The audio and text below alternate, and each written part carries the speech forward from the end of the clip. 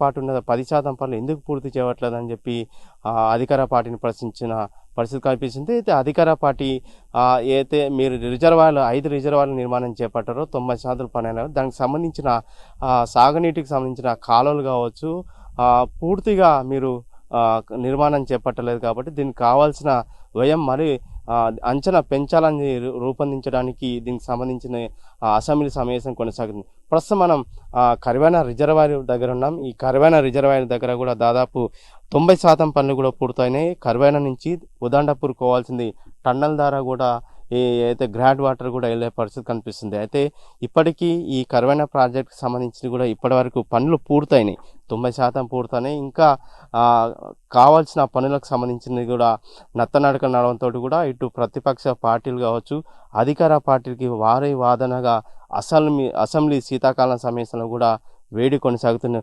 ఏదైనప్పటికీ కూడా పాలమూరు రంగారెడ్డి ప్రాజెక్ట్ సంబంధించి ఎంతవరకు పనులు పూర్తయినాయి, ఇంకా కావాల్సిన పనులు ఏమున్నాయనే అంశాలపైన నేను మీ రామకొండ మెగా 19 గ్రౌండ్ రిపోర్ట్ చూద్దాం.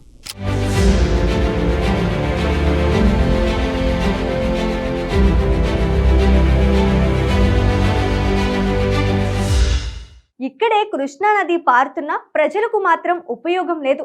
ఇందుకు నిదర్శనమే గ్రామాలకు గ్రామాలే వలస వెళ్లిపోవడం. 2005 కంటే ముందు పాలమూరు రంగారెడ్డి ఎత్తిపోతల పథకం ప్రతిపాదనకు తెలంగాణ రిటైర్డ్ ఇంజనీర్లు తెరపైకి తీసుకువచ్చారు. అప్పటి నుంచి పాలమూరు జిల్లాలతో పాటు రంగారెడ్డి జిల్లాలో సాగునీటి కోసం లిఫ్ట్ల ద్వారా ఎత్తిపోతల డిమాండ్ ఉంది. అయినప్పటికీ తెలంగాణ ఉద్యమం సమయం, సొంత రాష్ట్రం ఏర్పాటు అవబోతోందన్న సమయం, అప్పటి ఉమ్మడి రాష్ట్ర ముఖ్యమంత్రి కిరణ్ కుమార్ రెడ్డి సర్వే కోసం జీవో ఇచ్చారు. అంతకు మించి ముందుకు వెళ్ళలేదు.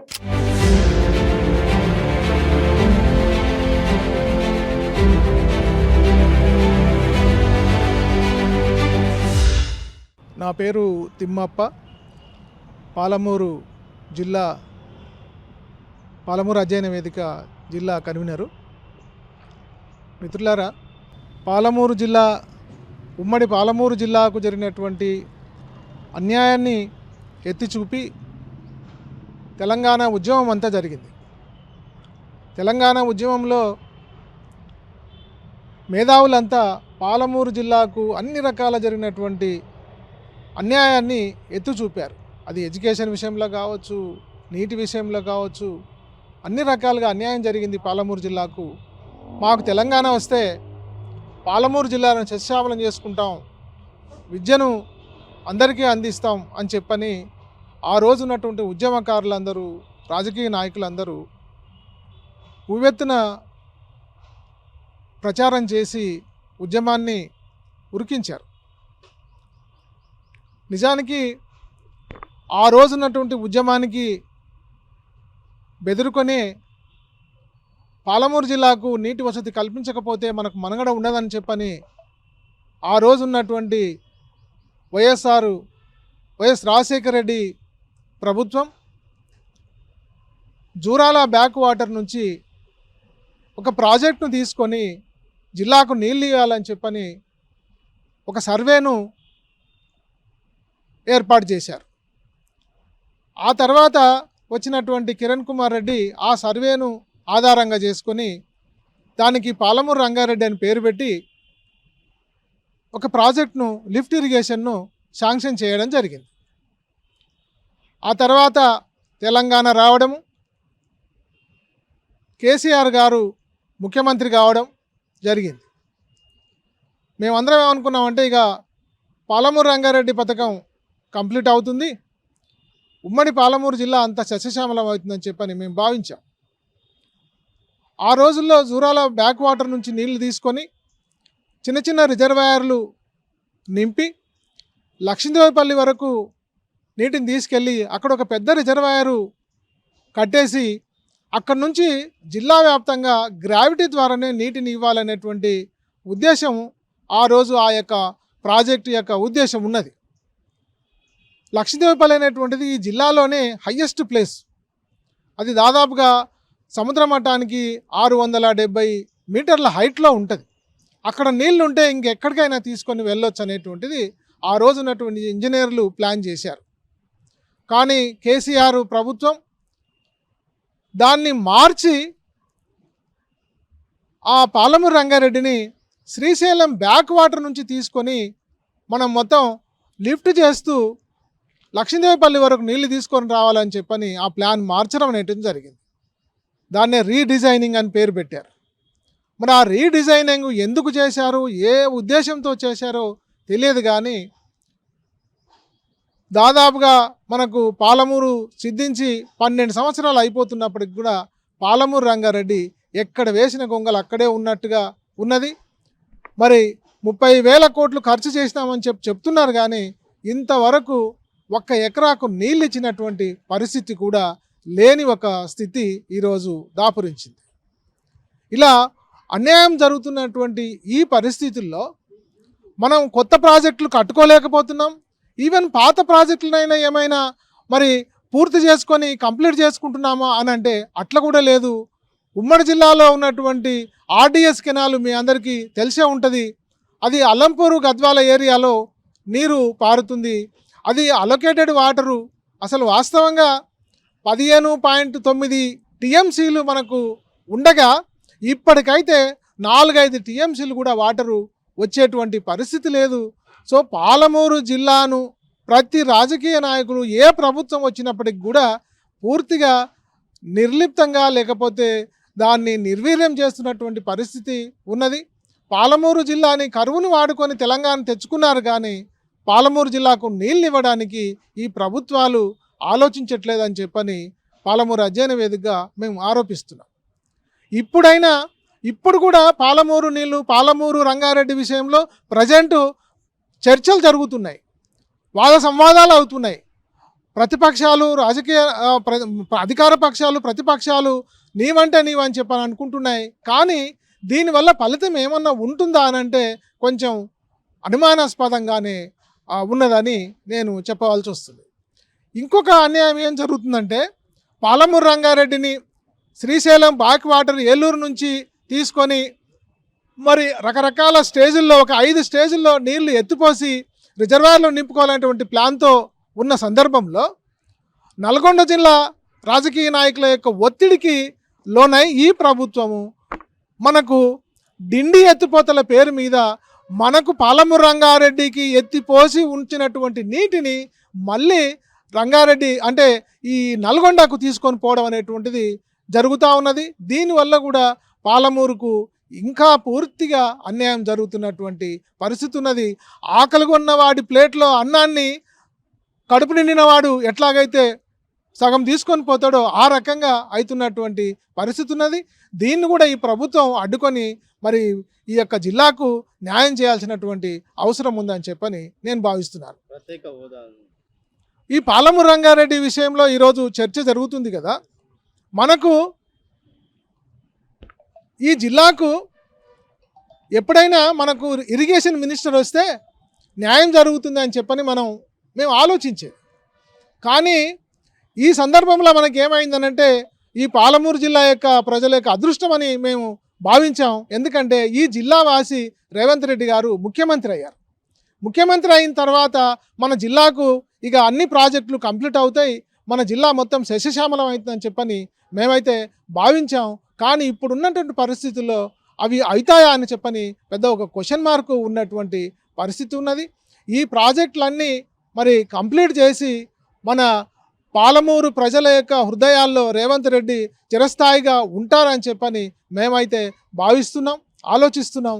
కాబట్టి రేవంత్ రెడ్డి గారు ఈ యొక్క ప్రాజెక్ట్ని కంప్లీట్ చేసి పాలమూరు ప్రజల యొక్క దాహార్తిని తీర్చాల్సినటువంటి అవసరం ఉందని చెప్పని నేను భావిస్తున్నా.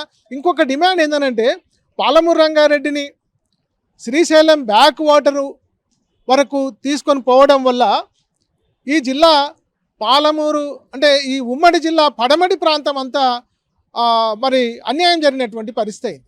ఇప్పటికైనా దాన్ని ఏం పేరు పెడతారో తెలియదు. పాలమూరు రంగారెడ్డి ఫేజ్ 1 అంటారా, ఫేజ్ 2 అంటారా, కానీ జూరాల బ్యాక్ వాటర్ నుంచి తీసుకొని పోయి లక్ష్మీదేవిపల్లి వరకు తీసుకొని ఒక 50 టీఎంసీల యొక్క నీటిని లిఫ్ట్ చేసి అక్కడక్కడ రిజర్వాయర్లు కట్టి ఈ ప్రాంతం అంతా మరి అంటే పాలమూరు జిల్లాలో ఉన్నటువంటి ఇప్పుడున్నటువంటి నారాయణపేట కావచ్చు, కొడంగల్ కావచ్చు, ఈ ఏరియాలంతా కూడా మనకు నీళ్ళు ఇచ్చేటువంటి అవకాశం ఉంది. కాబట్టి అలాంటి ప్లాన్ ఏదైనా తీసుకొని రేవంత్ రెడ్డి గారు కంప్లీట్ చేస్తారనేటువంటి ఆలోచన మాకైతే ఉన్నది, ఆ నమ్మకం కూడా ఉన్నది. అది చేస్తారని చెప్పని ఆశిస్తున్నాను.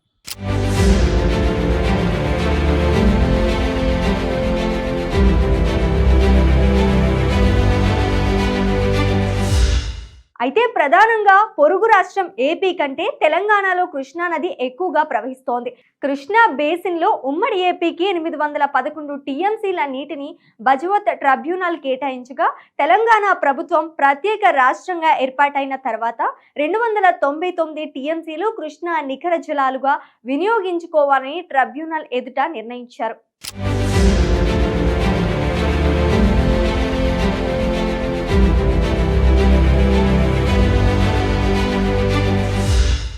ఎం రాఘవాచారి, పాలమూరు అధ్యయన వేదిక.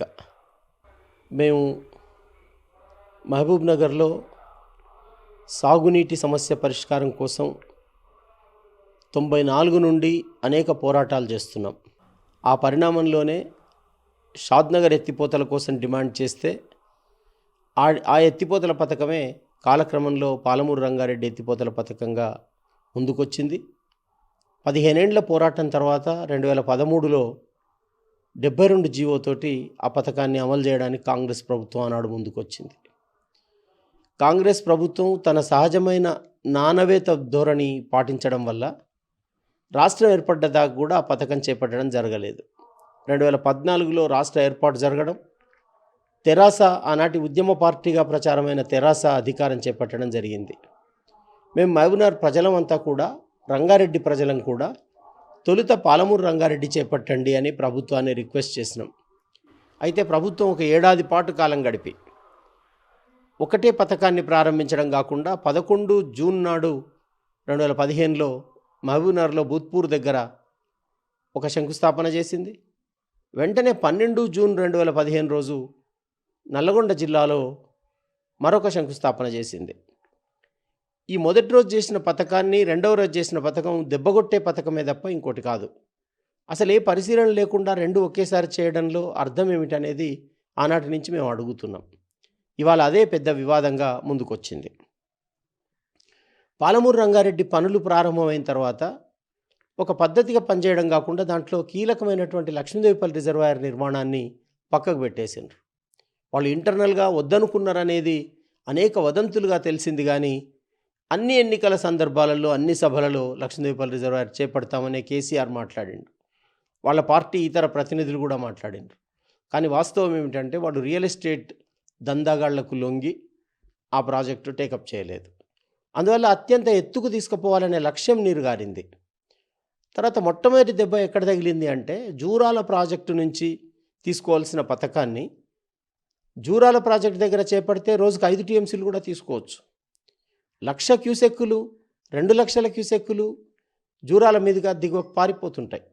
అంత పెద్ద ఎత్తున నీళ్ళు వచ్చినప్పుడు, పోటీ వస్తే, కంట్రోల్ నియంత్రణలు ఏమైనా వస్తే, ప్రకాశం బ్యారేజ్ కూడా నిండి గేట్లెత్తి సముద్రంలోకి వెళ్ళిపోతున్న రోజుల్లో మొదలుపెట్టినా కూడా మహబూబ్ నగర్ జిల్లాకు న్యాయంగా ఇవ్వవలసినటువంటి వాటా నీళ్లు తీసుకునే అవకాశం ఉంది. అన్ని ఫ్లడ్ రీడింగ్స్ మేము చూసే ఈ మాట చెప్తూ ఉన్నాం. అయితే దాన్ని అట్లా తీసుకోవడం కాకుండా దిగువకు మార్చిండ్రు. దానివల్ల ఒక 70 మీటర్ల ఎత్తు లిఫ్ట్ చేసుకోవాల్సిన అవసరం పెరిగింది. కనీసం ఒక 50 కిలోమీటర్లు, 100 కిలోమీటర్ల దూరం లిఫ్ట్ చేసుకోవాల్సిన అవసరం పెరిగింది. లిఫ్ట్ కోసం రిజర్వాయర్లు, లిఫ్ట్ పంపుల వ్యవస్థ, ఇదంతా కూడా పెరిగిపోయింది. అంటే 30,000 కోట్లలో అయిపోతుంది అనుకున్న స్కీమ్కు 55,000 కోట్లు, 60,000 కోట్లు కావాల్సి వచ్చింది. ఇది ఎందుకోసం ఇట్లా జరిగింది అనేది మనకు ప్రజలందరికీ తెలిసిపోతున్నది. రాజకీయ పార్టీల నైతికత దెబ్బతినిపోయింది. అవి నీతిగా లేవు, కేవలం కమిషన్ల కోసం ప్రజల హామీలను వాడుకుంటున్నాయనేది ప్రజలందరికీ అర్థమైంది. అంటే ఇప్పుడు ఈ స్కీమ్కు 3 దెబ్బలు తగిలినాయి. నెంబర్ 1, లక్ష్మీదేవిపల్లి రిజర్వాయర్ టేకప్ చేయలేదు, జూరాల నుంచి తీసుకోవాల్సింది తీసుకోలేదు, దానికి అనవసరంగా డిండి లిఫ్ట్ జోడించిండ్రు. ఇక్కడ మాత్రమే ఆగలేదు, ఏకంగా నిధుల లభ్యతను అడ్డం పెట్టి, అసలు పొలిటికల్ ఒత్తిడి లేకపోవడం వల్ల వాళ్ళు ఉత్తర తెలంగాణ మీదకి ఫోకస్ పెట్టి కాళేశ్వరం ప్రాజెక్టు టేకప్ చేసిండ్రు. అది వాళ్ళ 1,00,000 పైగా కోట్లు ఖర్చు పెడితే అక్కర రాకుండా పోయిందని అంటున్నారు. కానీ పాలమూరు రంగారెడ్డి పథకానికే దానికి అవసరమైన నిధులు ఖర్చు పెట్టి చాలా పద్ధతిగా పనులు పూర్తి చేసి ఉంటే వాళ్ళ ప్రపంచానికి తెలంగాణ రాష్ట్రం సాధించుకున్న గర్వాన్ని ప్రకటించుకునే అవకాశం ఉండేది. దాన్ని చేజేతులా పాలక పార్టీలే వదులుకున్నాయి. అయితే దీంట్లో ఈ పాపం ఎవరిది అని అంటే, మా వరకు మేమైతే తప్పకుండా 3 పార్టీలు బాధ్యత వహించాల్సి ఉన్నది. వాటి వెంట తోకల్లాగా ఉండే పార్టీలు కూడా బాధ్యత వహించవలసి ఉన్నది. 3 పార్టీలు అంటే కేంద్రంలో ఈ కాలం అంతా అధికారంలో ఉన్న భారతీయ జనతా పార్టీ, రాష్ట్రంలో ఈ కాలంలో మెజారిటీ కాలం అధికారంలో ఉన్నటువంటి తెరాస లేదా భారాస పార్టీ, ఇప్పుడు అధికారంలో ఉన్న కాంగ్రెస్ పార్టీ. కాంగ్రెస్ పార్టీ ప్రతిపక్షంలో ఉండి 9 ఏళ్ల పాటు నిలకడగా ఈ పథకాన్ని పూర్తి చేయించడం కోసం ప్రభుత్వం మీద అడుగడుగునా ఒత్తిడి పెట్టలేకపోయింది, పోరాడలేకపోయింది. ఒక మాట మాత్రం చాలా గట్టిగా మాట్లాడింది కాంగ్రెస్ పార్టీ, డిండి లిఫ్ట్ చేపట్టకూడదు, డిండి లిఫ్ట్ చేపట్టడాన్ని మేము అంగీకరించము, పాలమూరు రంగారెడ్డిని 2 భాగాలు చేయవలసిందే, మహబూబ్నగర్ ప్రజలు కోరుతున్నట్టుగా, లక్ష్మీదేవిపల్లి పూర్తి చేయవలసిందే అని మాట్లాడింది. అయితే ఈ 2 ఏళ్లుగా తన అధికారం వచ్చిన తర్వాత డిండి లిఫ్ట్ రద్దు చేయలేదు, పైగా ఆ పనులు కొనసాగిస్తున్నది. లక్ష్మీదేవిపల్లి రేకపే చేయలేదు, దానికి కారణాలు చెప్పడం లేదు. ఒక భాగాన్ని కంప్లీట్గా 2 భాగాలు చేయమని అడిగినటువంటి కాంగ్రెసు ఇవాళ అధికారం వచ్చినా కూడా ఆ పని చేయలేదు. ఇది కాంగ్రెస్ బాధ్యతారాహిత్యం. అయితే భారతీయ జనతా పార్టీ విషయం ఏంటంటే, ఆనాడు ప్రతిపక్షంలో ఉంది, బిల్లు రూపొందించేనాడు మేము మొత్తుకున్నాం. ఆనాడు వెంకయ్యనాయుడు గారు కానీ ఇతరులు కానీ తెలంగాణ కోసం కూడా ఒక పథకాన్ని జాతీయ పథకంగా పెట్టాలని డిమాండ్ చేయలేకపోయినారు ప్రతిపక్షంలో ఉండి. పైగా విభజన చట్టంలో నీళ్లు తీసుకోవడానికి వచ్చినటువంటి పరిమితులకు భారతీయ జనతా పార్టీ కారణం. కాంగ్రెస్ కూడా ఆ చట్టంలో అట్లా ఉంటే ఇది తెలంగాణకు అన్యాయం జరుగుతుందని మాట్లాడలేకపోయింది. మరి చట్టం వచ్చిన తర్వాత, రాష్ట్రం ఏర్పడిన తర్వాత తెలంగాణలో ఉన్న సమస్త మేధావి సెక్షను, రాజకీయ పార్టీలు ఎవరు కూడా ఈ చట్టంలో తెలంగాణకు నీళ్ళు ఇచ్చే అవకాశాలు తక్కువ ఉన్నాయి అనే విషయాన్ని చర్చ చేయలేకపోయినరు. దీనికి అందరూ ఆత్మవిమర్శ చేసుకోవాలి, కానీ అది చేసుకోవడం లేదు.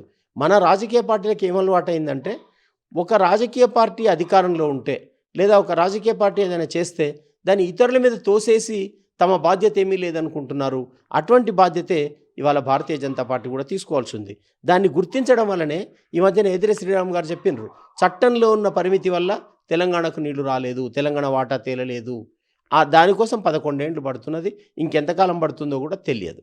ఇదొక విషయం. అయితే తెరాస చేసిన తప్పిదాలన్నీ మనం మాట్లాడుకున్నాము.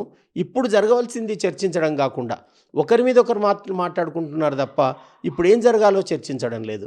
మేమేం డిమాండ్ చేస్తున్నామంటే, మహబూబ్నగర్ రంగారెడ్డి జిల్లాలకు నష్టపరిచేటటువంటి డిండి లిఫ్ట్ రద్దు చేయండి. నిజంగానే నల్లగొండ జిల్లా మీద చిత్తశుద్ధి ఉంటే, నల్లగొండ జిల్లాలో ఫ్లోరైడ్ ప్రాంతానికి నీళ్ళు ఇవ్వాలంటే ఆనాడు ఎలిమినేట్ మాధవరెడ్డి లిఫ్ట్ సక్సెస్ కాగానే ఆ నీళ్లను ఫ్లోరైడ్ ప్రాంతానికి ఇచ్చి ఉండవలసింది. ఆ నీళ్లను సాగర్, శ్రీశైలం ఎడమ కాలువలో పారించిండ్రు. అంటే అందువల్ల ఎస్ఎల్బీసీ మీద శ్రద్ధ పోయింది. ఆ నీళ్లు ఇవాళ రేపేమవుతుంది, ఎస్ఎల్బీసీ నీళ్లు బయటకు వస్తాయి. అప్పుడు ఆ నీళ్లను ఈ ప్రాంతానికి ఇవ్వచ్చు. లేదు, ఎలిమినేట్ మాధవరెడ్డి లిఫ్ట్ నీళ్లు మిగిలితే అవి ఇవ్వచ్చు. ఇంకా కూడా బస్వాపూర్ రిజర్వాయర్ నుంచి ఇవ్వచ్చు.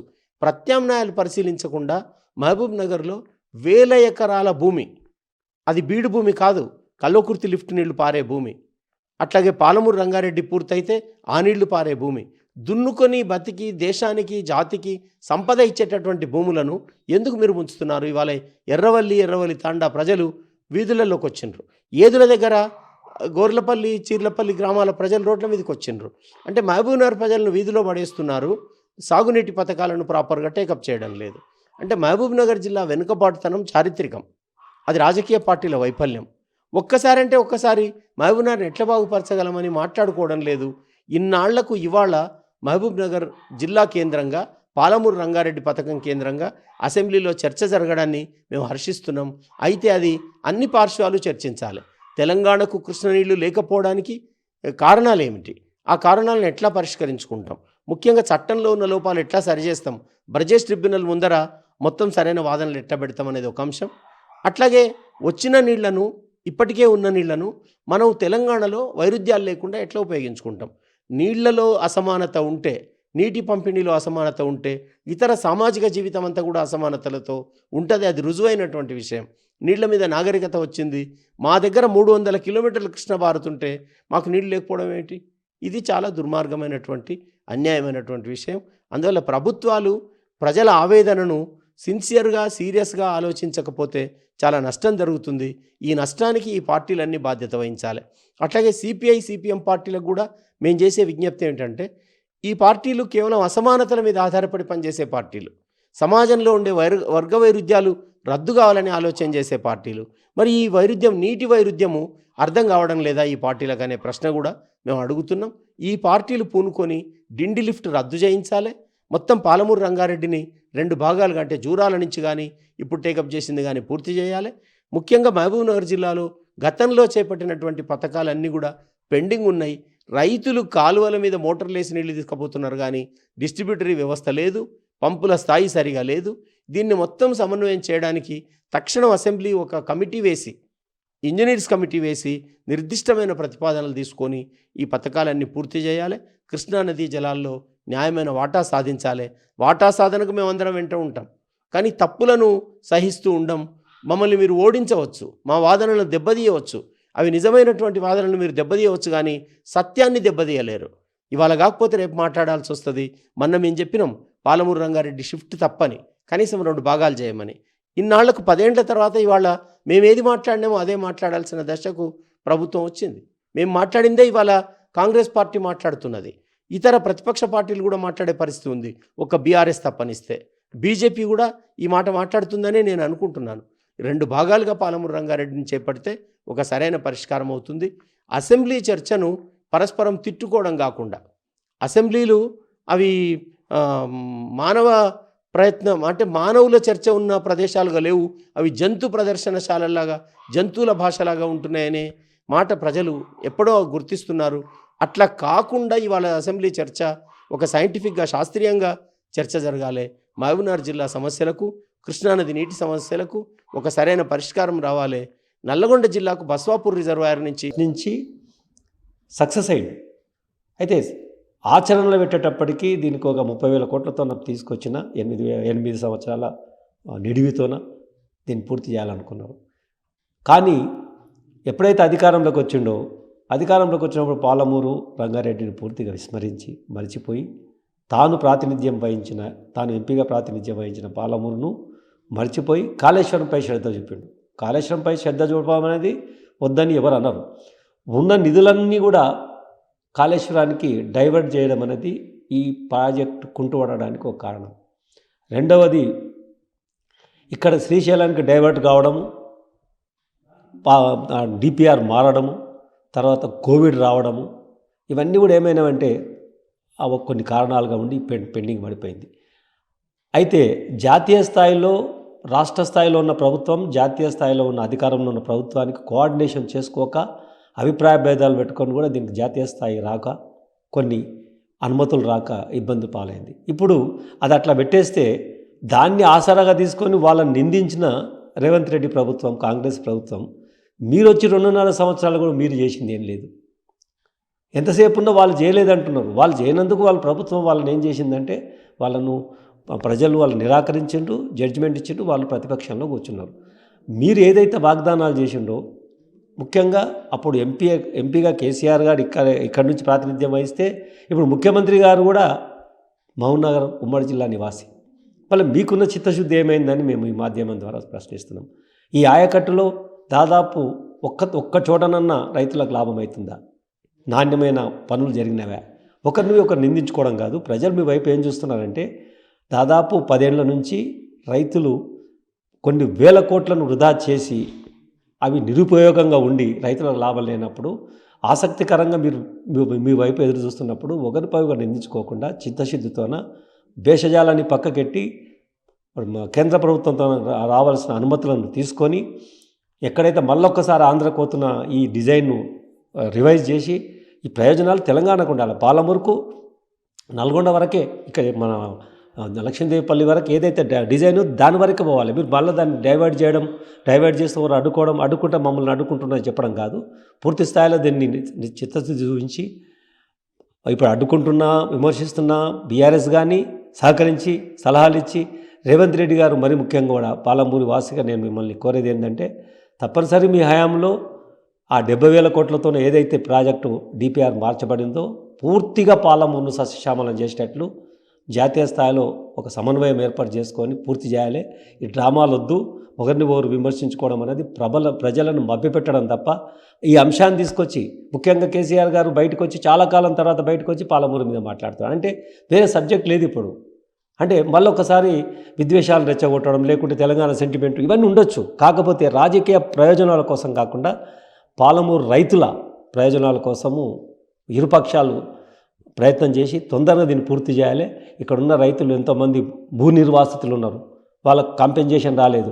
భూములు అయినా సరే మాకు సస్యశ్యామలం అయితే అనుకుంటున్న రైతులు ఉన్నారు, వాళ్ళకు కాలే. ఇవన్నీ కూడా ఏంటంటే విఫలమయ్యే ప్రయత్నాలు చేయకూడదు. తప్పనిసరి మళ్ళీ ప్రజలు ఒకసారి ఆగ్రహిస్తే ప్రతిపక్ష స్థాయికి పోయే ప్రయత్నం ఉంటుంది. ఏది ఏమైనా రాజకీయాలకు అతీతంగా మీరు అందరూ ఆలోచించి సాధ్యమైనంత తొందరలో పాలమూరు రంగారెడ్డి జిల్లా ప్రాజెక్టును అన్యక్రాంతం కాకుండా ఏ రకమైన చిత్తశుద్ధితో ప్రారంభించిందో అదే ప్రకారం పూర్తి చేయాలి అని చెప్పి ఈ సందర్భంగా ప్రభుత్వాన్ని మరి ప్రతిపక్షాలను డిమాండ్ చేస్తున్నాను. జై తెలంగాణ.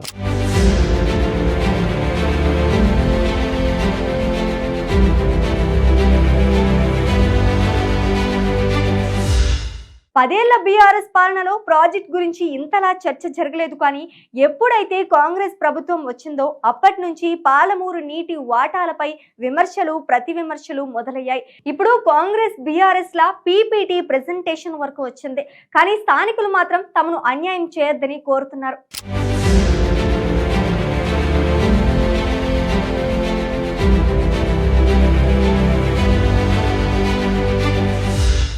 సో మొత్తం మీద పాలమూరు రంగారెడ్డి ఎత్తిపోతల పథకం 90% పనులు పూర్తయ్యని చెప్పి గత ప్రభుత్వం బీఆర్ఎస్కి సంబంధించిన ప్రతిపక్షాలు చెప్పుకున్నప్పుడు ఇప్పుడున్న 2 సంవత్సరాలు కూడా అధికారం ఇచ్చిన కాంగ్రెస్ పార్టీ కూడా 90% పనులు పూర్తి కాదు కాదా, ఇప్పుడు 30 మట్టి కూడా మోయాలని చెప్పి అధికార పార్టీ చెప్తుంది. అంటే పాలమూరు రంగారెడ్డి ఎత్తిపోతల పథకం పూర్తి కావాలంటే ఇంకా సుమారు 25,000 కోట్ల రూపాయల అంచనా వేయాలని చెప్పి నీటిపారుదల శాఖ మంత్రి తెలియజేసినప్పుడు కనిపిస్తుంది. ఏదైనప్పటికీ కూడా ఈ బీఆర్ఎస్ గత ప్రభుత్వం పాలమూరు రంగారెడ్డి ప్రాజెక్టు పూర్తి చేయలేని పరిస్థితుల్లో ఈ కాంగ్రెస్ ప్రభుత్వమైనా ఇప్పటికైనా పాలమూరు రంగారెడ్డి ఎత్తిపోతల పథకం కంప్లీట్ చేస్తుందా లేదని స్థానికంగా ఈ జిల్లా వాసులు ఎదురు చూసిన పరిస్థితి కనిపిస్తుంది. వీడియో జర్నలిస్ట్ శివతో రామకొండ, మెగా 9 మహబూబ్ నగర్.